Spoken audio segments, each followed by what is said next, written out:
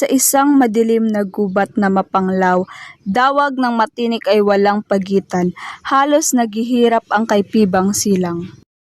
Sa puno ng higera, nakagapos sa gitna ng kagubatan, ay may isang matipunong tila na naghoy sa kawalan. Isang mandirigma na mula sa Albania, ngunit dinakip at ipinatapon sa labas ng kaharian. Panginoon, patawarin mo ako sa lahat ng aking ginawang mali. Sa pag-ibig na ipinagkait sa akin, Laura ang aking iniibig, ba't mo ako iniwan? Sa kamay ni Adolfo, ika'y sumamat, ako nilisan.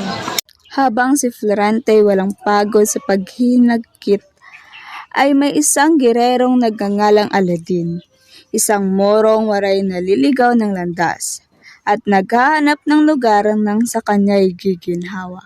Kabiguan din sa pag-ibig ang kanyang pasanin, na inagaw ng kanyang amang si Sultan Ali Adab.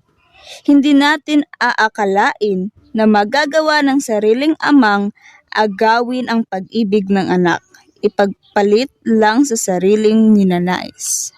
Sa kalagitnaan ng kanyang pagdurusa ay may narinig siyang tinig ng animoy na sa kagubatan din.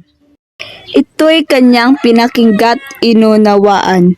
Sinundan ang tinig at kanyang pinuntahan.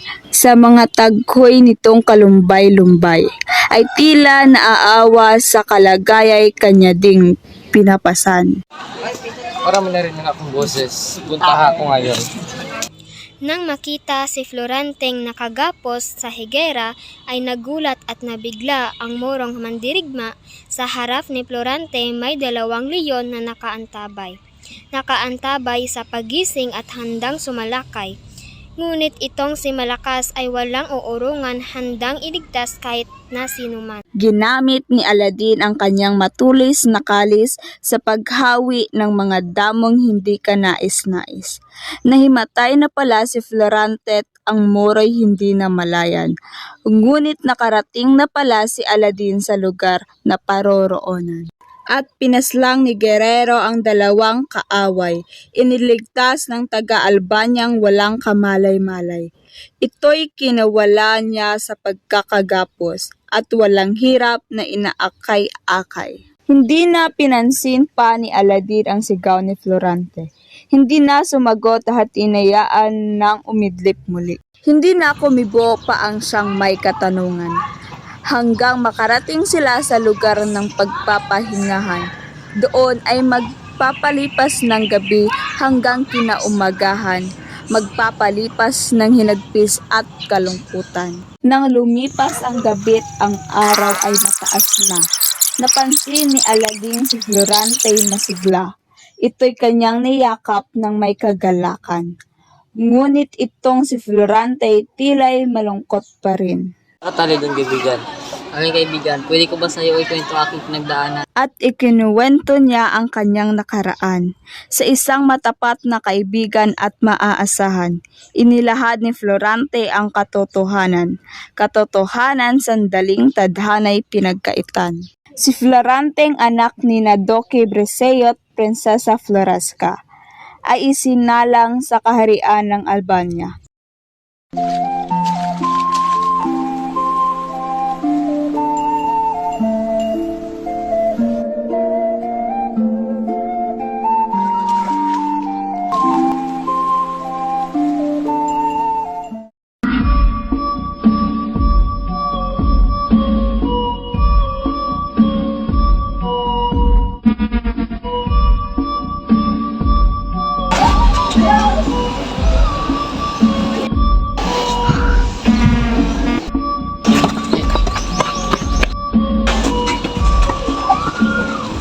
Nang siya'y nasa kanyang 11 gulang, ay ipinadala sa Atenas at doon pinag-aral. Sa Florante, bagay mo natin sa akin. Nagkakala ko kayo makilala.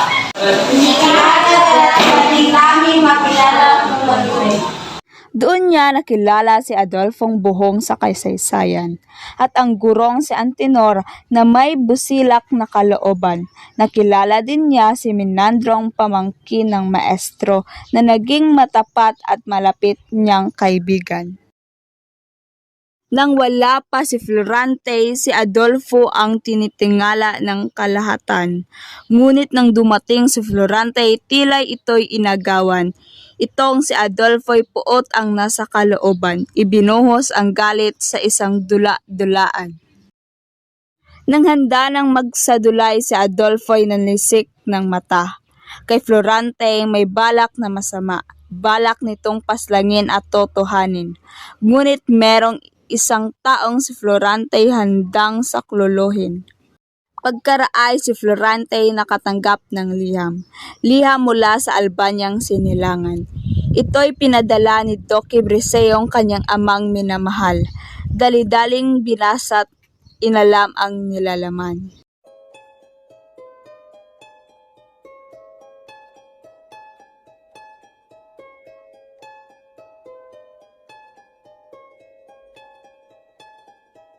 I saved every letter you wrote me. From the moment I read them, I knew you were mine. You said you were mine. I thought Aking ina, ikaw ay pumanaw na pala. Hindi lang man kita nakapiling sa iyong huling hininga. Anong problema, aking kaibigan? Pumanaw na pala ang aking ina nang hindi ko lang naman namalayan. Pero kailangan natin tanggapin yan, kaibigan. Salamat sa iyong payo, aking kaibigan. Pero kailangan ko muna bumalik sa Albania. Walang anuman. Maingat ka, aking kaibigan, kabalik sa Albania. Nang dumating sa bayang sinilangan, niyakap ng ama sa kaharian, tila nabalot ng kalungkutan nang makita ang inang lumisan.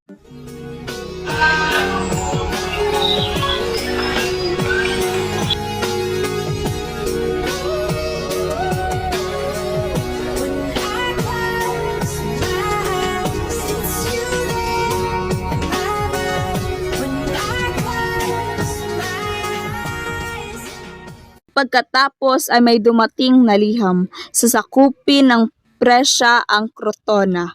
Bayang nanghihingi ng tulong, Florante lalaban at susulong.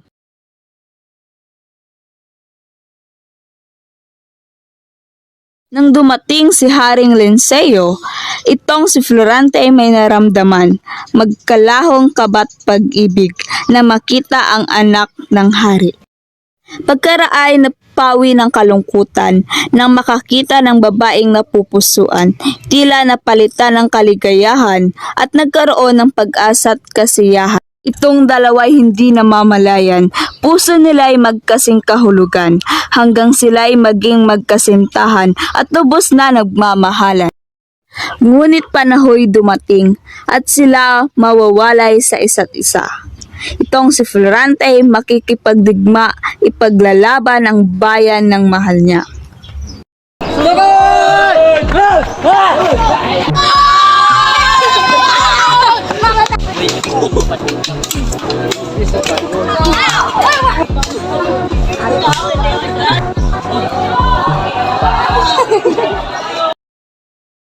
Sa kagalingan nitong si Florante, bayan ng Crotona ay naibalik. Dating sakop ni General Usmalik, ngayon nasa kamay ng tunay na hari. Si Florante ay general na, at si Digma ay parating nanalo siya. Tila wala siyang kabiguan sa lahat ng kanyang nagiging laban. Ngunit isang araw ng kanyang pakikipagdigma ay umuwi sa Albania ng mag-isa. Uuwian ang kasintahang naghihintay, sa pagdating niya'y siya'y babalikan. Nang makapasok ito sa kaharian ay pinaligiran siya ng mga kawal ni Adolfong kaaway. Adolfong sinakop ang kaharian. Itong si Florante hindi makapaniwala na si Adolfong ito'y kanyang magagawa. Pinaslang si Briseo at Linceo ng walang awa, karibal pala ni Florante sa pag-ibig ni Laura. Pero paano? Nagpapanan ni Adolfo ng anak ko. Wala nang pag-asa. Na Adolfo na yun ay kailangan maparasahan. At nagpaplano pa kami tumakas, ha? Kawal, pastangin sa Haring Linceo. Haring Lencio, gumising ka. Sumama ka na sa kanya. One day I can learn to love you too. Aking kaibigan, nais ko sa iyo ikwento yung aking pinagdaanan. Aking kama, nais ko makipag-isang dibdib kay Clarita. Lahat ng karapatan sabihin niya, akin lang si Clarita. Clarita. Wala kang karapatan sabihin yan, layas.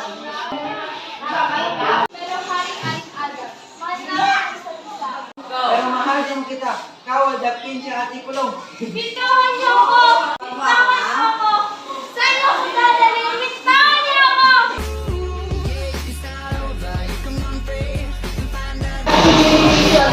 Kailangan ko dito makatakas upang matindi ang kanilang tulog. Pagkakataon na to para tumakas ang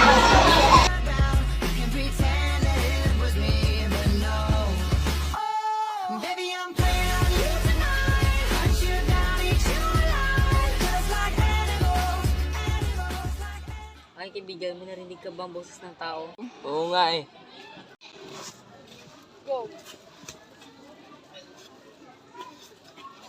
Laura! Ay! Laura!